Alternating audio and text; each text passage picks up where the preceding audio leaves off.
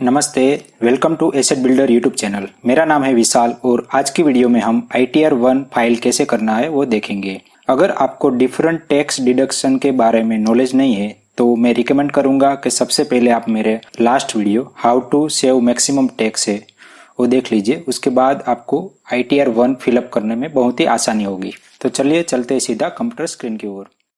सबसे पहले गूगल में जाके ITR फाइलिंग टाइप कीजिए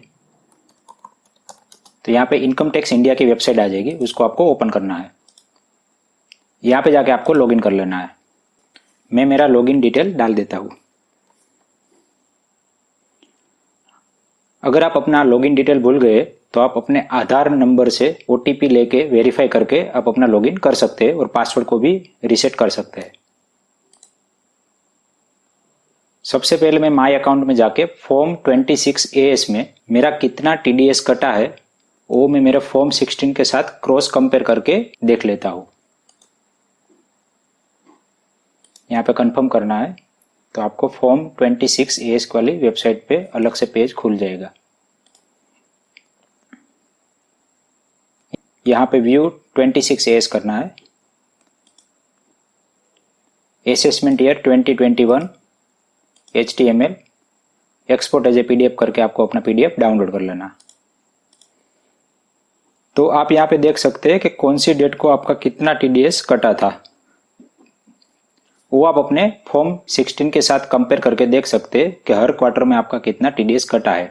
एक क्रॉस कंपैरिजन करने का मतलब ये है कि आपका जो TDS कटा है वो आपकी कंपनी ने गवर्नमेंट में डिपॉजिट करवाया है कि नहीं करवाया है, उसका पूरा डिटेल आपको यहाँ पे मिल जाएगा। अगर आपकी कंपनी ने वो TDS वहाँ पे डिपॉजिट नहीं किया होगा तो आपको ये फॉर्म 26AS में आपको पता चल जाएगा और आप अपने HR से बात करके इसका रिजोल्यूशन कर सकते हैं। अब मैं डैशबोर्ड में जाके filing of income tax return पे क्लिक करता हूँ। असेसमेंट ईयर है 2021। असेसमेंट ईयर का मतलब ये है कि आपका फाइनेंशियल ईयर 1920 में जो इनकम हुआ है उसको आपको 2021 में एसेस करके गवर्नमेंट को दिखाना है। अब यहाँ पे डिफरेंट टाइप के ITR है, आपको ITR 1 सिलेक्ट करना है क्योंकि आपका जो मेजर इनकम होगा वो सैलरी, पेंशन या फिर अदर सोर्स से होगा। अगर आपका इनकम कैपिटल गेन या म्यूचुअल फंड में आप इन्वेस्ट कर रहे हैं तो शॉर्ट टर्म कैपिटल गेन और लॉन्ग टर्म कैपिटल गेन हुआ है। तो अगर आपका एक से ज्यादा हाउस प्रॉपर्टी है और आप उस पे रेंटल इनकम अर्न कर रहे हैं तो भी आपको ITR 2 कंपलसरी भरना पड़ेगा क्योंकि ITR 1 के अंदर ये सब डिटेल आएगी नहीं। तो मैं यहाँ पे ITR 1 पे क्लिक करता हूँ। अब ITR 2 का जो फाइलिंग कैसे करना है उसके लिए मैं एक अलग से वीडियो बनाऊंगा। यहाँ पे ओरिजिनल रिवाइज रिटर्न पे क्लिक करना है, प्रिपेयर सबमिट ऑनलाइन, कंटिन्यू। यहाँ मैं कंडीशन एग्री करके कंटिन्यू करूंगा। तो ये ITR का फर्स्ट पेज है। यहाँ पे आप देख सकते हैं कि डिफरेंट टैब दिए हुए। तो पहले टैब में सिर्फ जनरल इन्फॉर्मेशन है, दूसरे टैब में आपको अपना पर्सनल इन्फॉर्मेशन डालना है। आपने अगर लास्ट ईयर भरा है तो ये ऑटोमेटिकली आ जाएगा। यहाँ पे आपका एम्प्लॉयमेंट टाइप डालना है। यहाँ पे अगर आप ड्यू डेट से पहले फिलअप कर रहे हैं तो 1 सिलेक्ट करना है, अगर ड्यू डेट के बाद सिलेक्ट कर रहे हैं तो बिलेटेड करना है। अगर आपने इनकम टैक्स फाइल कर दिया और आपको अगेन उसमें कुछ मिस्टेक मिला है और फिर से आपको इनकम टैक्स फाइल करना है तो रिवाइज पे क्लिक करना है। तो मैं यहाँ पे 1 पे क्लिक कर लेता हूँ। अब ये जो टैब है वो अगर आपने कुछ करोड़ रुपए के ऊपर ट्रांजेक्शन किए तो 7th प्रोविजन ऑफ सेक्शन 139(1) के हिसाब से आपको यहाँ पे दिखाना पड़ेगा। लेकिन आई होप कि किसी भी सैलरीड पर्सन का इतना बड़ा ट्रांजेक्शन नहीं हुआ होगा। तो मैं यहाँ पे नो सिलेक्ट कर लेता हूँ। अब नेक्स्ट करना है तो आपका दूसरा टैब खुल जाएगा।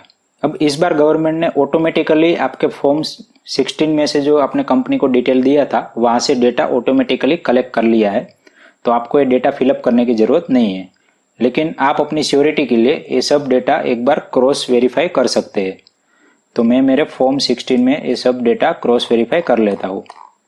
आप यहाँ देख सकते हैं कि यहाँ पे 17(1), 17(2), 17(3) के अंडर में ये सब जो डिजिट आ रहे हैं वो मैं सिंपली यहाँ से सिर्फ कंपेयर कर लेता हूँ। तो ये हो गया सैलरी वाला पार्ट, ये हो गया पेंशन वाला पार्ट। अगर आपका पेंशन से इनकम हो रहा है तो आपको यहाँ पे डिटेल डालना है।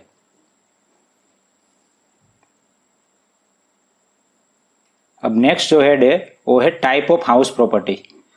तो अगर आपका एक ही हाउस है तो आपको ITR 1 फाइल करना है। आपके एक से ज्यादा हाउस प्रॉपर्टी है तो आप यहाँ पे डिटेल नहीं डाल सकते। मैं यहाँ पे सेल्फ ऑक्यूपाइड कर लेता हूँ। और अगर आपका होम लोन चल रहा है तो होम लोन का जितना भी इंटरेस्ट कटा है वो आपको यहाँ पे डालना है। एग्जाम्पल के तौर पे मैं यहाँ पे 2 लाख रुपए डाल देता हूँ। तो आप यहाँ पे देख सकते हैं कि माइनस 2 लाख रुपए डिडक्शन आ गया। अब ये है इनकम फ्रॉम अदर सोर्स। अगर आपने अदर सोर्स से भी कुछ इनकम कमाया है तो आपको यहाँ पे दिखाना है। लीगली आपको अदर सोर्स से आया हुआ इनकम दिखाना पड़ता है, लेकिन काफी सारे लोग ये इनकम दिखाते नहीं है, वो एक्चुअली इलीगल प्रोसेस है। अब नेक्स्ट है पार्ट सी। पार्ट सी में आप यहाँ पे देख सकते हैं कि 1 अप्रैल 20 से 31 सितंबर तक अगर आपने कोई इन्वेस्टमेंट किया है जो आप फाइनेंशियल ईयर 1920 के लिए दिखाना चाहते हैं तो आपको यहाँ पे यस सिलेक्ट करना है। अगर नहीं दिखाना चाहते तो नो सिलेक्ट करना है। अगर आप यहाँ पे यस सिलेक्ट करेंगे तो आपको आगे जाके इस पीरियड के बीच में कितना इन्वेस्ट किया और फाइनेंशियल ईयर 1920 में कितना इन्वेस्ट किया था वो दिखाना पड़ेगा। मैं यहाँ पे नो सिलेक्ट कर लेता हूँ। अब ये है डिफरेंट टाइप ऑफ डिडक्शन। तो ATC में आपने जितना भी इन्वेस्ट किया है वो पूरा समेशन करके आप यहाँ पे डाल सकते हैं। मैं यहाँ पे पूरा का पूरा 1.5 लाख रुपए डाल देता हूँ। अगर आपने अलग से NPS स्कीम में भी इन्वेस्ट किया हुआ है तो आप यहाँ पे ATCCD 1 उसमें 50,000 रुपए डाल सकते हैं। अब नेक्स्ट है ATD। अगर आप मेडिक्लेम का प्रीमियम पे कर रहे हैं और आप उसका डिडक्शन लेना चाहते हैं तो आपको सेक्शन ATD में वो दिखाना है।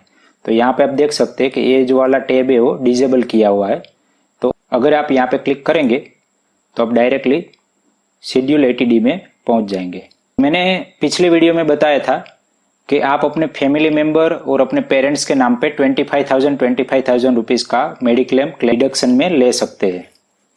तो सबसे पहले मुझे यहाँ पे फैमिली का डिटेल डालना है कि मेरी फैमिली में अगर मैं सीनियर सिटीजन हूँ तो यस करना है या नो करना है। अगर आपके पेरेंट्स सीनियर सिटीजन है तो यस या नो कर सकते हैं आप। और आप अपने फैमिली मेंबर के नाम पे कितना हेल्थ इंश्योरेंस लिया है वो डालना है। और आपने अगर कोई प्रिवेंटिव हेल्थ चेकअप करवाया है तो यहाँ पे डालना है। ये दोनों का मिलके आप 25,000 रुपीज तक डिडक्शन ले सकते हैं। अगर सीनियर सिटीजन है तो 30,000 रुपीज तक आप डिडक्शन ले सकते हैं। सेम आपके पेरेंट्स के लिए भी है। अगर वो सीनियर सिटीजन है तो आप 30,000 रुपीज तक डिडक्शन ले सकते हैं। मैं यहाँ पे अभी 0 रखता हूँ। हेल्थ चेकअप में मैं 5,000 रुपये डाल देता हूँ।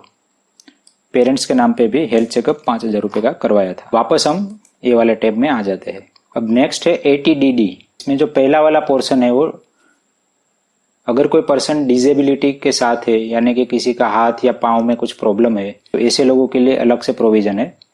और अगर आप नॉर्मल कोई स्पेशल डिसीज का ट्रीटमेंट करवाते हैं तो आप यहाँ पे वो सिलेक्ट करके डाल सकते हैं। मैं यहाँ पे दोनों 0 रखता हूँ। अब नेक्स्ट है ATE and ATEA।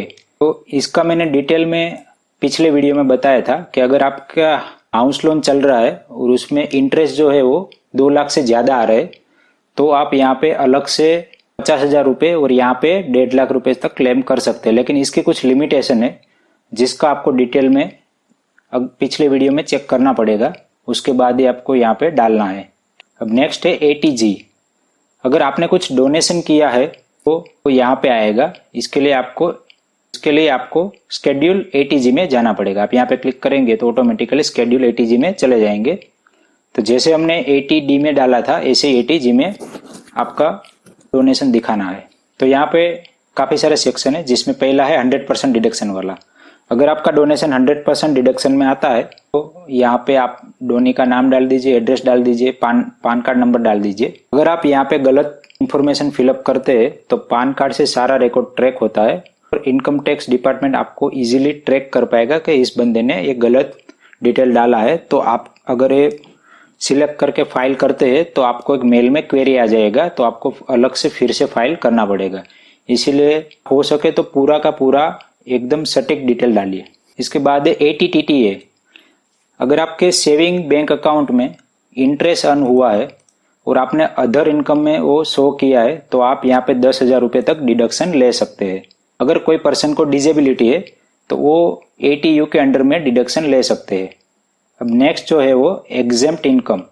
Exempt income का मतलब ये होता है कि आपकी इनकम आपकी टोटल टैक्सेबल इनकम में काउंट ही नहीं होगी। जैसे हो गया agricultural income.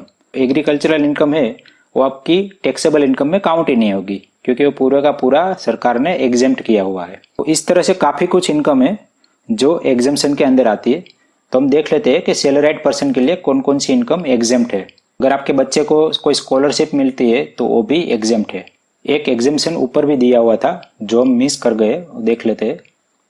Nature of exempt allowance, company के द्वारा कुछ अलाउंस मिलते हैं जो आपकी सैलरी में से एग्जेम्प्ट किए हुए हैं, जिसका बेनिफिट आप टैक्स फ्री उठा सकते हैं। तो हम देख लेते हैं कि कौन कौन सा एग्जेम्पशन आपके लिए इंपॉर्टेंट है। तो सबसे पहला है लीव ट्रैवल कंसेशन। अगर कंपनी आपको कहीं घूमने फिरने के लिए कुछ अलाउंस देती है तो पूरा टैक्स फ्री है। फिर दूसरा है लीव एनकेशमेंट। इसका मतलब ये होता है कि आपकी पीएल आपने जो अर्न की है, अगर आप पीएल को एनकेशमेंट यानी कि उसको मनी के रूप में ट्रांसफर करवाते हैं तो उसके ऊपर आपको कोई भी टैक्स नहीं लगेगा।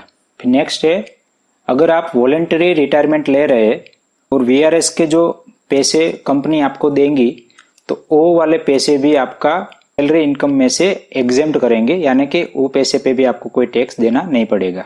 सबसे इंपॉर्टेंट आपके लिए है वो है 13A। इसके अंडर में आपका हाउस रेंट अलाउंस आता है। कंपनी आपको जो एचआरए प्रोवाइड करती है उसका पूरा एग्जेम्पशन आप यहाँ पे ले सकते हैं। तो मैं यहाँ पे ये सिलेक्ट करके यहाँ पे टिक मार्क करना है और जितना कंपनी ने एचआरए आपको दिया है वो आपको यहाँ पे डालना है। तो एग्जाम्पल के तौर पे मैं यहाँ पे 60,000 डाल देता हूँ। अगर मान लीजिए कि आपका टोटल सैलरी में एचआरए काउंट किया है तो आपको ऊपर जो टोटल सैलरी है उसमें से 60,000 रुपीज माइनस कर देना है, फिर यहाँ पे डालना है। अगर आपके फॉर्म 16 में अलग से एचआरए दिखाया है तो आपको यहाँ पे अलग से डालना है और आपका टैक्सेबल सैलरी अलग होगा। मैं नेक्स्ट पे क्लिक कर लेता हूँ। यहाँ पे मेरा टीडीएस किस कंपनी ने काटा है उसका पूरा डिटेल आ जाएगा और कितना रुपीस का टीडीएस कटा है वो भी डिटेल आ जाएगा। अगर आप एक ही साल में एक से ज्यादा कंपनी में काम किया है तो आपको यहाँ पे अलग अलग कंपनी का डिटेल डालना पड़ेगा।